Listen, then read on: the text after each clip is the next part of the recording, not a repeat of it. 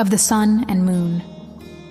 The light failed, not as a sudden darkness, but as a wound that would not close. I felt it first as a heaviness in the air of Aman, as though the world itself remembered how it once breathed and now struggled to do so again. The trees were dead, and though their forms still stood for a time in memory and in mourning, their rhythm was gone. No longer did the hours unfold in gentle silver and gold. Time itself seemed uncertain, and even the elves felt it, an unease, quiet but persistent, like a song losing its key. The Valar gathered then, and though I did not see them all at once, I sensed their presences as one senses mountains through mist. Yavanna knelt beside what remained of the trees, her hands pressed to the earth as though she could will life back into it by touch alone. Her grief was not loud, but it was deep, and it sank into the soil of Valinor. Nienna stood near her, unmoving, and I understood that much of what would yet endure in the world was being shaped in her silence. For a long while none spoke. It was Auli who broke that stillness at last, and his voice carried the weight of one who had shaped much and lost much. "The world cannot remain as it is," he said. "Middle-earth waits in darkness, and the children who dwell there will not always endure by starlight alone." At this Tulkas stirred, restless even in grief. "Then let us strike Morgoth down and be done with it," he said. And though his words were blunt, they were not cruel. Why must the innocent wait while the guilty hide? Manwë raised his hand, and the air itself seemed to listen. "The world was set in motion before this sorrow," he replied. "We cannot unmake its course without unmaking its meaning.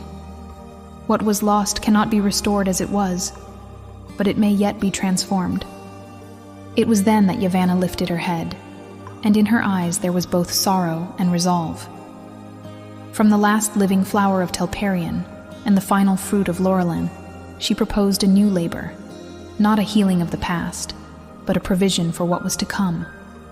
Nienna gave her blessing, not with words, but with tears, and those tears were gathered into the work itself, so that remembrance would never be separated from light.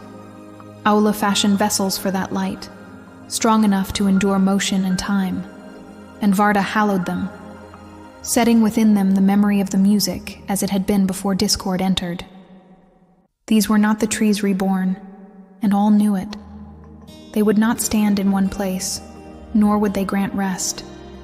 They would move, and in their movement the world would change.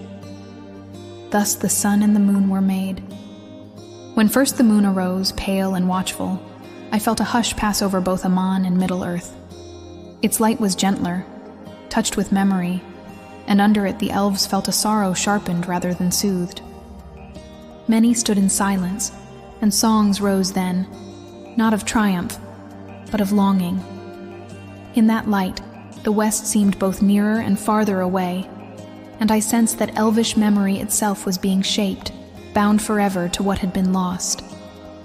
The sun followed after, and its rising was like a declaration.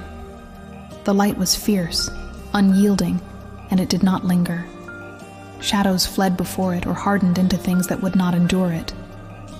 Middle-earth itself seemed to wake in alarm and wonder, and I felt, though I did not yet see, the stirring of men, mortals whose lives would burn swiftly beneath that fire, whose hearts would be shaped by urgency rather than waiting. Among the elves there was awe, but also discomfort. "This light does not ask," I heard one murmur in the dream. "It commands." And another answered softly, "Perhaps that is what the younger children will need." Even among the Valar there was no unbroken accord. Some hoped that the new lights would restrain Morgoth and give heart to the peoples of Middle-earth. Others feared that the hastening of days would only quicken sorrow. Ulmo alone seemed neither surprised nor troubled. "All things that live must move forward," he said quietly. "Still waters grow stagnant." Far away in the north, Morgoth felt the rising of the sun as a challenge openly set against him, and his hatred deepened. Yet even he could not wholly shut it out, and in that I sensed the first true narrowing of his dominion. As the sun and moon took their courses, the world entered a new age. Seasons grew sharper, growth and decay more closely bound. Deeds would now be weighed not only by intent, but by consequence. For the Noldor in Middle-earth, the new light revealed both their strength and their peril. For the Sindar, it was a thing to be watched warily, and for men, it would be the measure of their brief days. Lying within the dream, I felt both grief and a strange hope. The light of the trees was gone, and nothing would bring it back. Yet the world had not been abandoned.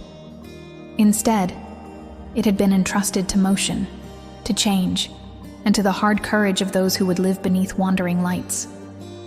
And I knew then that all the great tales yet to come, of love and defiance, of loyalty and ruin, would unfold under the sun that burned and the moon that remembered.